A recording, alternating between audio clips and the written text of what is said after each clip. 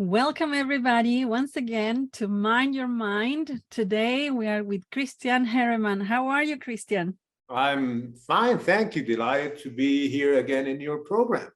That's fantastic to have you, and I'm so excited and looking forward for the conversation we will have today, because in previous episodes we were talking about the importance of avoiding lone working, the importance of and wondering together about why do we work in tandem. But today we will be going a little bit further and be talking about the three dimensions of the triple stance and how they apply, like in practice, based on that angle of the relationship at work that are so special and meaningful as well, in order for us to be able to do a good job too as members of a team.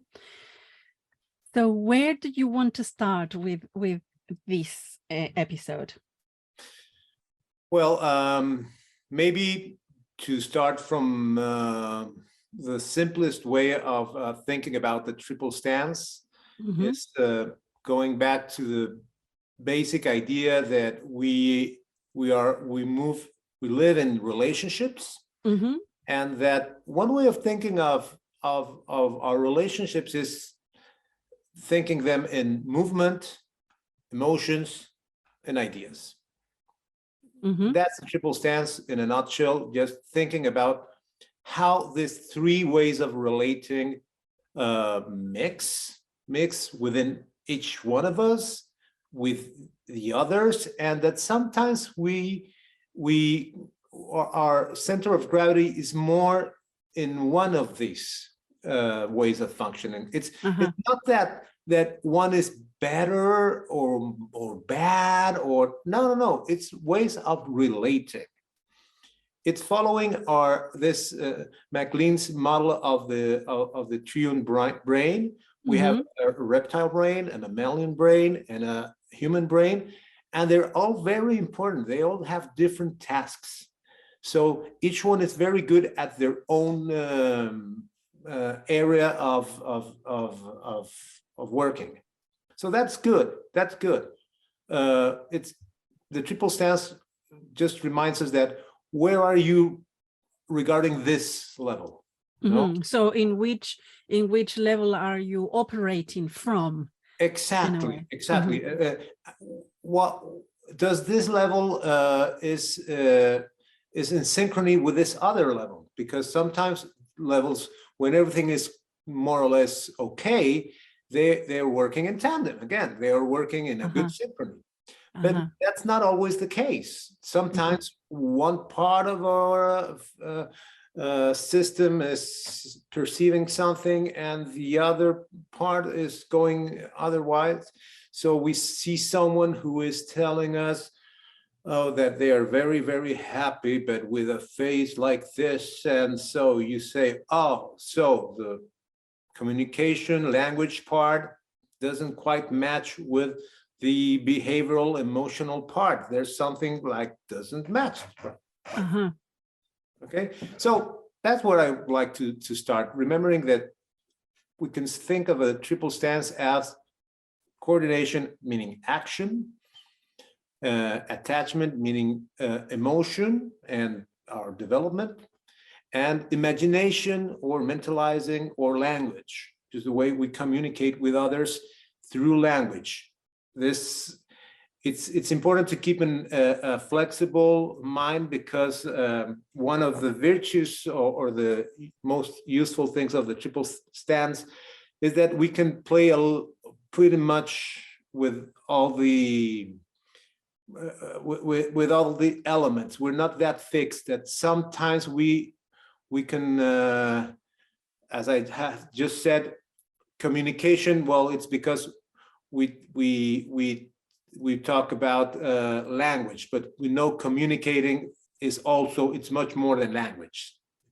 So what I'm hearing from what you're saying is that these three dimensions will maybe activated in different moments, so that will have to do with the context and the situation that we are in, but also that these three dimensions will be affected in the way that sometimes we are operating more from one that will not allow us to be too functional in the other. For example, when we are highly, intensely affected, overwhelmed with an emotion, that part of mentalizing probably will not be so active, and it will be more difficult, right? So that's the dynamic between. So this is the relationship between the three dimensions is dynamic in that way, no? Absolutely, and recursive. That means if I'm taken over by my mammalian part of the brain, by the affective part of my mind, the monkey, I will be passionate. I will be very committed. I'll be looking for the benefit of the group. Belonging will be my mojo, but I won't be very good at taking perspective of things.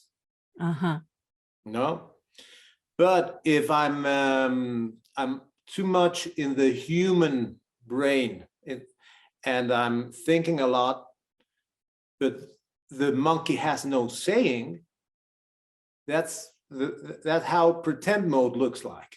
Because and in that case I may struggle to experience empathy. Yes, because I can be very brain, I can say very, but there's no emotion attached to it. It's just saying. It's pretend mode. It's discourse without a connection to the emotion. So it's just saying. And what's the role of the relational compass in all of this? Oh, the relation that we've come to a way of helping frontline workers keep in mind these three dimensions in different scenarios. So we said keep in mind that as you interact with someone or you're working with someone, it might help you to remember that each dimension has three parts that you might want to keep in mind. I'll start by saying, for example, if we start with the first dimension, C dimension, which I like to call it like that because all of their indicators starts with C. Okay. Cooperation, context, culture,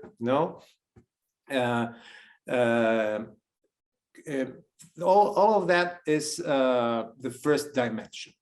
So what would you like to look at this? You want to keep in mind what's your program, what's the objectives, what's the plan you have with a client, or are there clear roles, or more precisely, do you have a plan?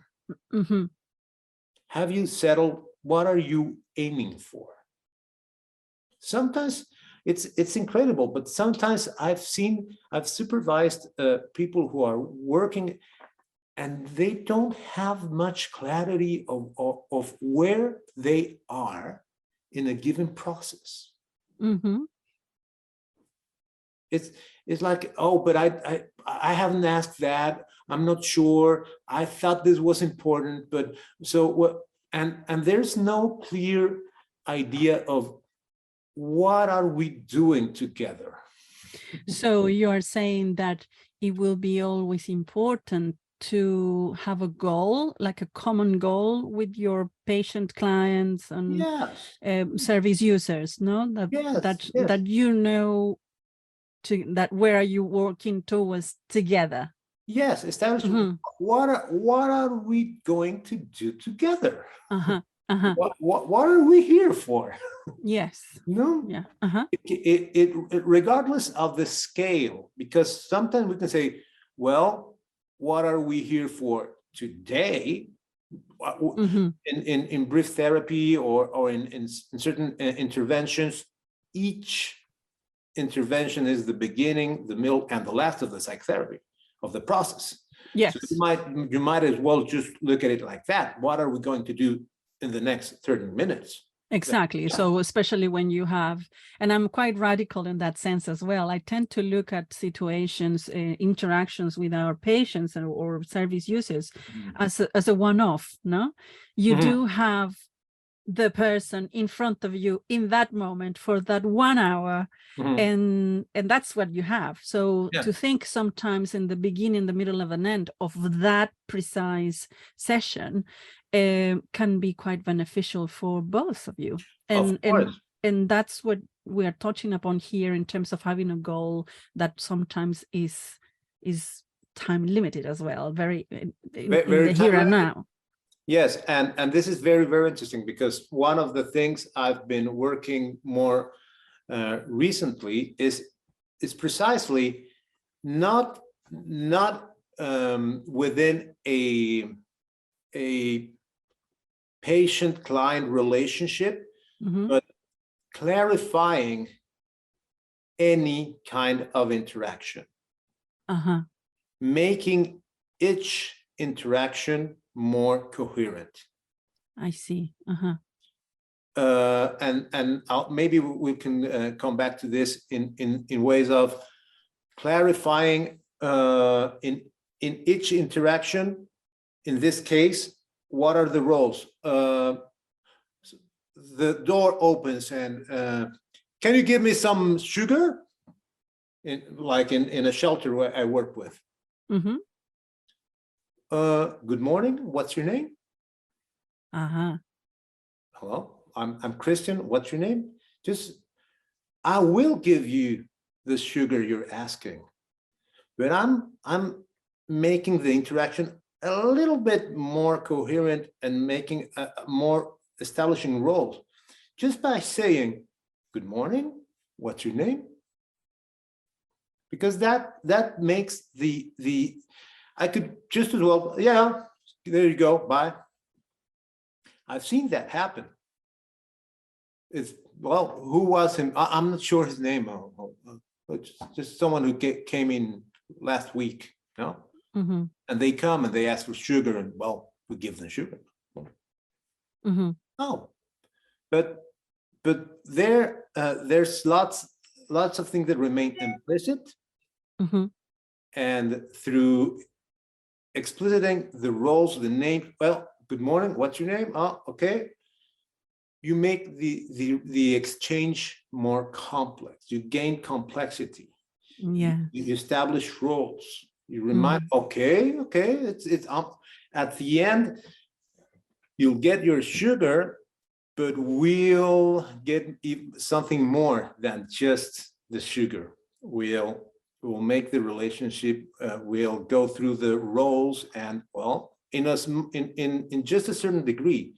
But it's important to profit from each exchange, to gain a little bit of coherence, to go beyond the exchange through physical exchange, to go a little bit beyond that. Okay.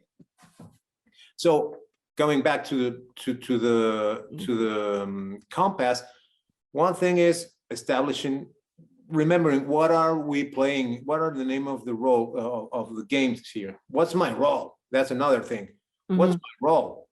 No, because you might know the plan, but what are my roles? What is it in for me, and what's your part and what's my part?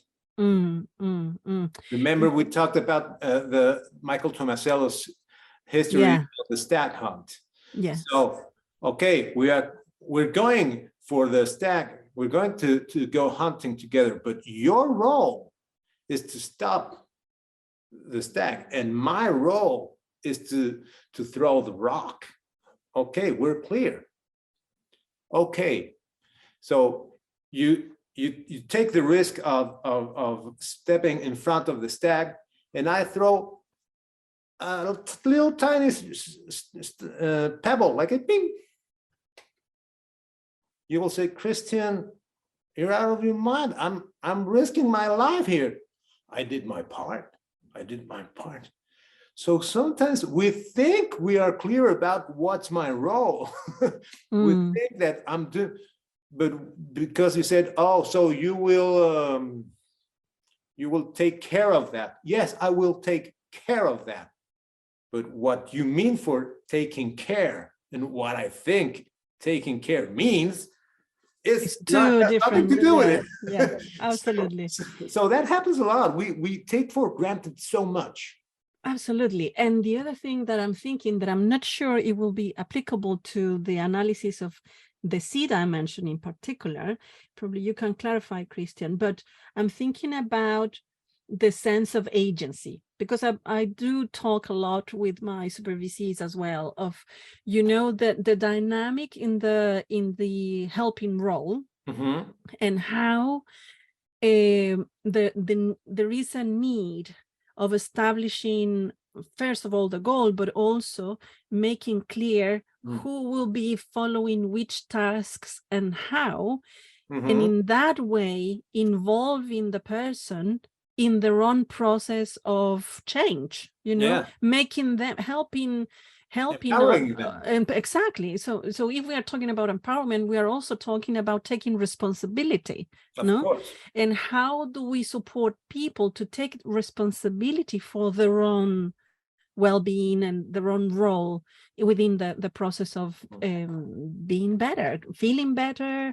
I don't know, I'm thinking about so many examples, but classic one is when a person may turn up to a session, and then an advisor, for example, will have to chase them so many times, or endlessly until the person decides to actually respond to the contact. So is something about the sense of agency that comes to mind here. What do you think? You're absolutely right. And what I like about this is that agency, we can see the same in the 3 dimensions, but from a slightly different angle.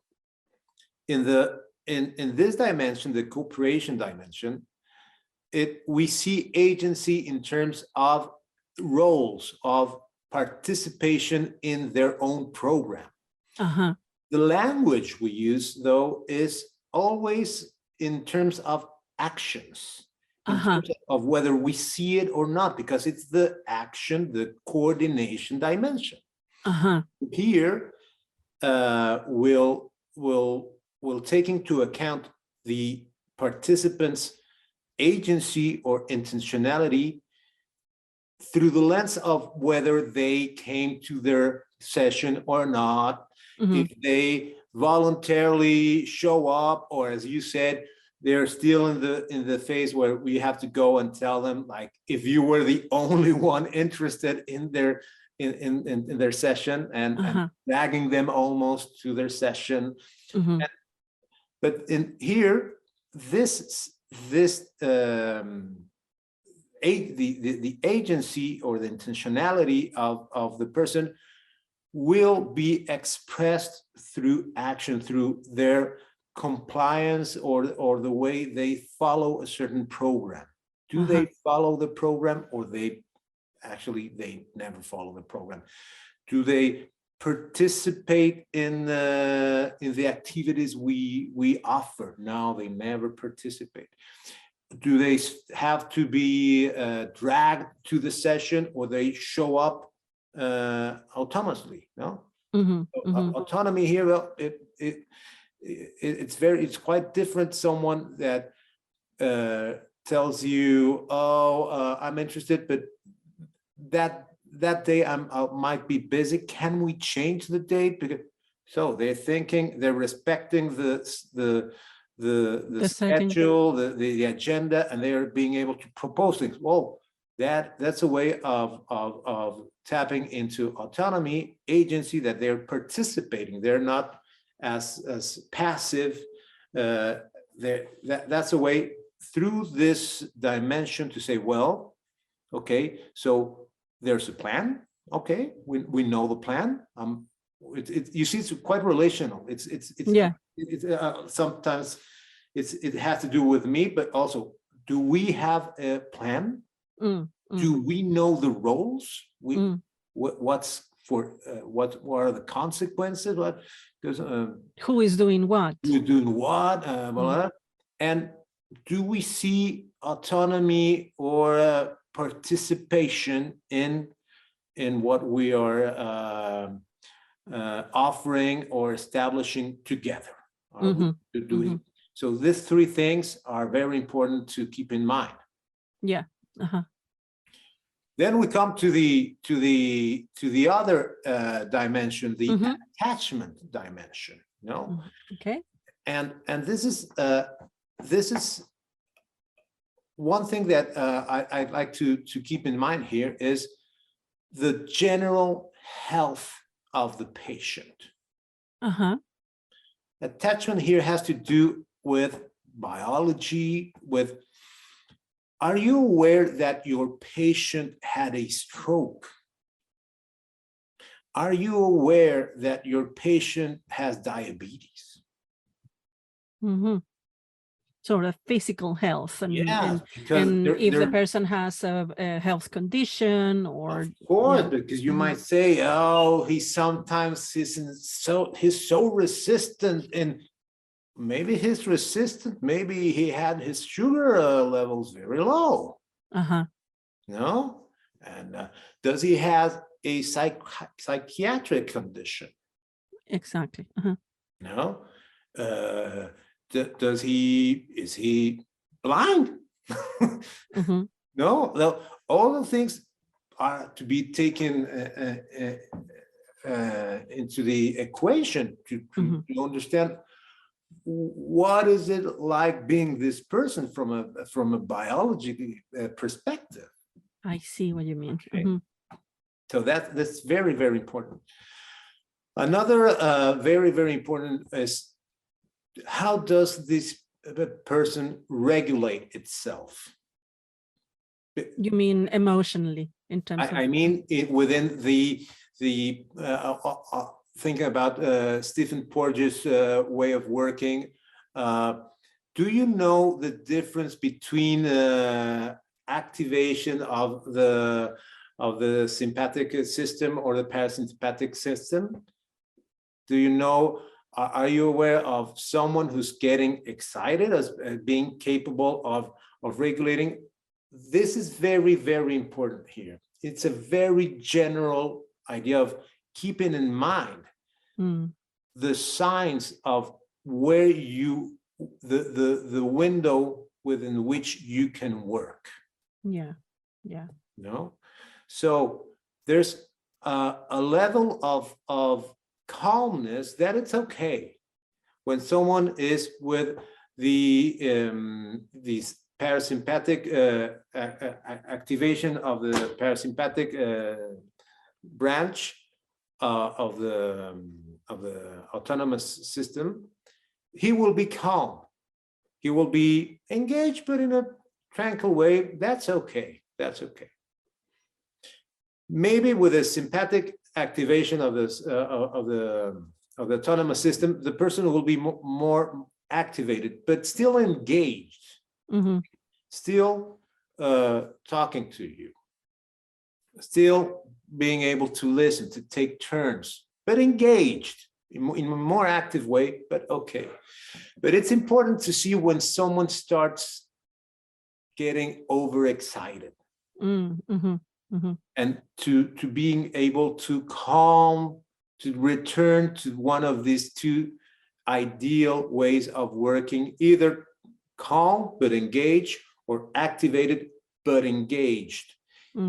It's easy for certain people to start getting over activated, having trouble regulating themselves, and escalating.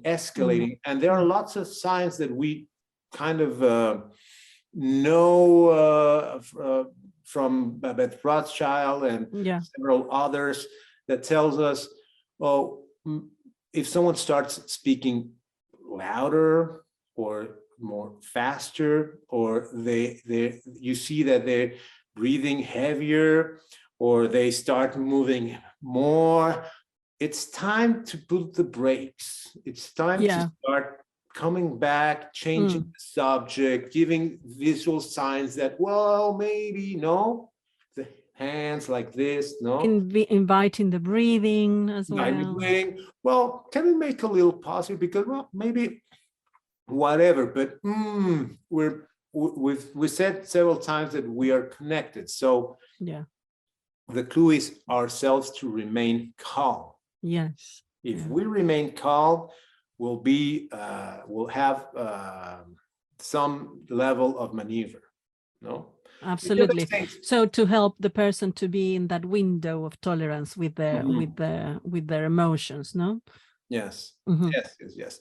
And this is I'm talking more from, we said 3 things for each dimension: the biological aspect, the intensity of the relationship, that's very important, and the third aspect is what kind of relationship people tend to establish with others. Transference, other ways of talking about transference, no? Or what kind of bond it's not the same, we can say bond, but it's not the same James as David Bond. Yeah. Yes. That's how important knowing which kind of bond you're dealing with. Absolutely. No? So I always tell my supervisees, what was your feeling with this person? That tells you a lot about what kind of implicit relational knowledge this person tends to establish, from where certain people engage with others. Did you felt used by this person? Did you felt excited by this person? Did you felt offended by this person? But that will tell you what kind of object you are for that person. Yeah. What kind of relationship they need you to be, what kind of who they need you to be. Yeah. And that this has a lot to do with ourselves. I invite everyone to take a test or whatever, to know their own biases. We're all biased. There's no way we are not biased. But knowing your attachment style, for example, will help you a lot to know that maybe even if you have a secure attachment, you might be more like he complains a lot. It's not a meaning that you might be a little bit dismissive, no?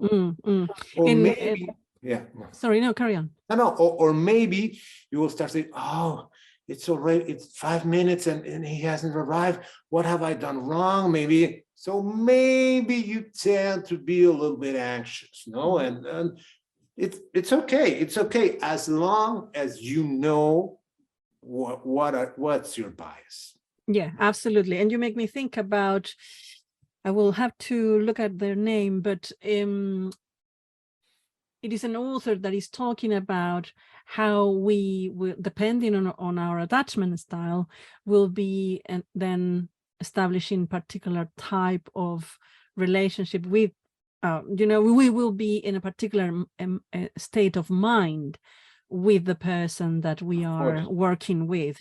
As you just said, we may, if our attachment style is more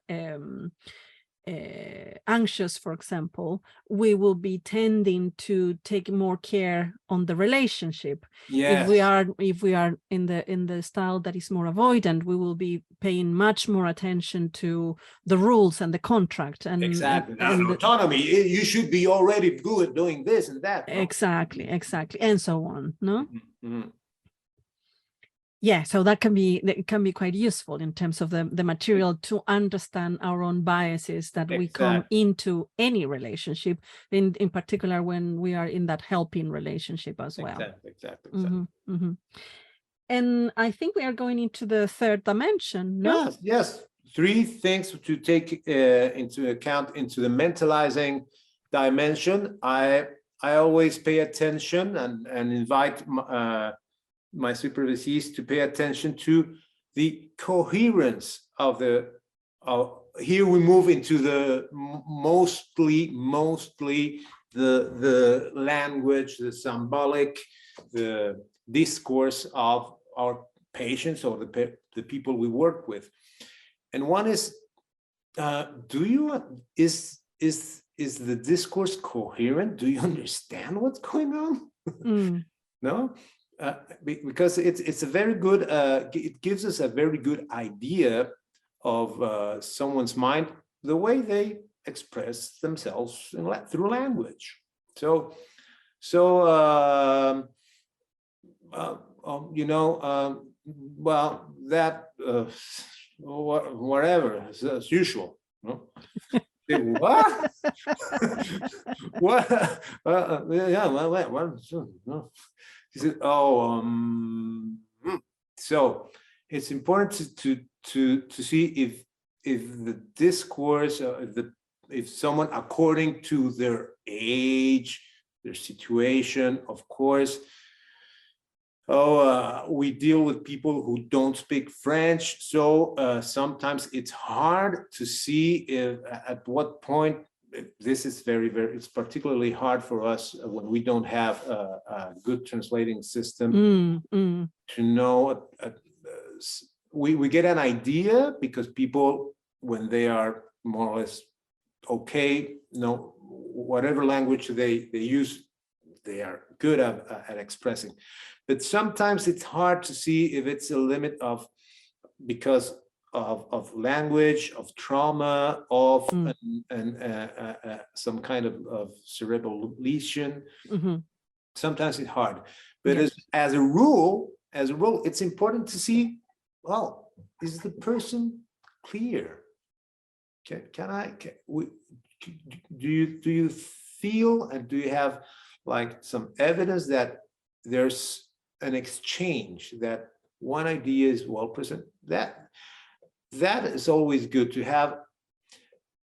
It's important to remember that attachment, secure attachment, is related to coherence of narratives, not of jolly stories of everything okay. No, of a discourse that's balanced. So here we pay attention to this balance of discourse. Is it so? Oh, it's okay. I always say, we'll talk later, we can rate all of this, and we have a little rating system for each one of these. But in general terms, it's useful to say, we talk about the big door and the little door. The big door is in the exchange you just had with this person, you think it went okay or it didn't went okay. That will give you, well, a first impression, no? That's the coherence of the discourse, but you can be quite coherent and not show any reflective function. No, you can be quite concrete. You can be, so the other aspect that we're interested in is do you have evidence of perspective taking, of curiosity of other minds, of wondering, well, I'm not sure about I got that right, because of evaluation of their own discourse. No, this is very, very important. Some kind of idea that what they are talking about is something it's an inference. It's not concrete. They might tell you why they think someone behaved in a certain way, but it's quite different. That I know he did that because he's an asshole. That's right. There's nothing more. Well, the discourse is quite coherent. But it's still lacking this quality of mental states. No, regarding mental states. No, So this is quite there is important. something about the richness of the discourse, no, of the narrative. Richness, the perspective taken. The perspective taking. I pay very much attention to perspective taking, because well, in certain working in Mexico, I had quite a lot of experience working with very poor people. And in my experience, I could see that our fascination, or the way we're used to thinking and reflecting, and it's very much of people who have spent all of their lives in studying and reading and doing research. But that's not the most part of the people. Yes. People might have much simpler ways of looking at things. Absolutely. And it's not that they're concrete, or they're not as refined as we are. Maybe they're not as refined as we are, but that's not the same as saying that refined is okay and the rest they're not. No, I mean, they can say, well, it's because that's life. And you don't know if it's, maybe it's really profound, but they're not used to giving you all the details. They're not, well, what's it was sad, but doctor, that's life. Oh, it's a strange mourning process, because but they've seen so much life and death in their farms, in their fields. They know they have a very different relationship with those processes than the ones we have. So, but still, when someone's curious about someone else's perspective, I take that as a very good sign of the mentalizing dimension, because it's not that self-centered. It's always open. It's appreciating others' point of views, others' knowledge, others' way of maybe understanding things, and that's very interesting. Yeah, what comes to mind is this says of someone is able to read the room, or someone is able to keep in mind the mind of the other, so sort of in that sense, or understand where are they coming, or try to understand where the other person is coming from, in a way. Yes. Oh, exactly. Yeah. So and so that it's quite interesting, because mentalizing and this dimension is quite vast, and it's quite complex, because the mentalizing process involves so many sub processes, the motivation, the empathy and self-empathy, and so on, so many more. Yes. In here we'll take a look at these three things: coherence, perspective, and agency. Again, agency. Yes. And as we said, if in the cooperation dimension, agency seems that we look at agency as participation. Yeah, as actions. As actions. You did it, you didn't, you showed up, no. In the attachment dimension, we could see agency more as a motivation, as a willingness to do things. Here, we remember that agency can be experienced in different levels, and that depending on the moment, on the of the context, someone might experience agency as movement, as a feeling, or really as a perspective, in a planning of an action, This requires that people can have this perspective taking in order to detach themselves from their goals and recognize that there's a goal to which they are moving, and own this responsibility of directing their movement towards that goal. Uh-huh.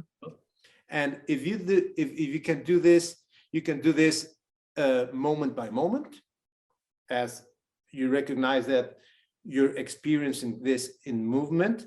You can experience this at the present moment, which is quite different, because you start, it's not no longer tied only to your movement, but to the actions in real time, working memory, as we'd say. Mm-hmm. And you can say, and you can still do it in a prospective thinking towards the future. You can plan something in the future. So keeping in mind these different levels or expressions or ways of living agency is quite useful, because you can help someone become more aware and gain coherence. If you can say, oh, so you want this, you want the sugar, no? Uh-huh. Because I've seen that, like, they just point and someone give it to them. someone gives, oh, they are mad, and you say, oh, so you're mad at me because you think I could have done this and it wasn't, and I decided not to do it. No, that makes sense, because if you thought that I could, it was my call to have your papers ready and I didn't do it, I understand that you might be mad at me. But as a matter of fact, it has nothing to do with me. So expliciting sometimes the agency, like the process. Exactly. Thinking out loud. It's something I do a lot, both in psychotherapy and in psychosocial interventions. Thinking out loud is sharing and showing and modeling how I do the thinking. Yeah. How I do this. So it's a habit I get of thinking out loud and putting words into most of the actions I do with exchanging. But and if it might sound a little bit crazy, but we do it all the times with our babies.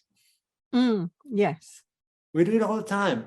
It's natural when you're modeling the, oh, so you want this. I don't use this voice, of course. Yes. but you say, oh, so you want this? Hey, let's say we're going to do. You're used to putting words into things. The same principle applies when you're dealing with someone who has a hard time making sense of an exchange. Yeah.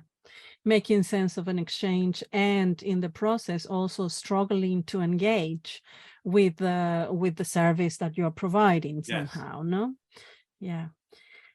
Wow, Christian, we're reaching the end of today. Yeah. Thank you so very much. I mean, it's so interesting to be thinking about the 3 dimensions, because they are so rich and can have so much force to help frontline workers to continue sort of thinking about their interventions, thinking about how they are establishing those helping relationships and how they can then understand it better as well, and therefore manage stress and in a different way as well, because as we were saying before, to work with people with complex needs is so complex that can be quite draining and stress provoking as well.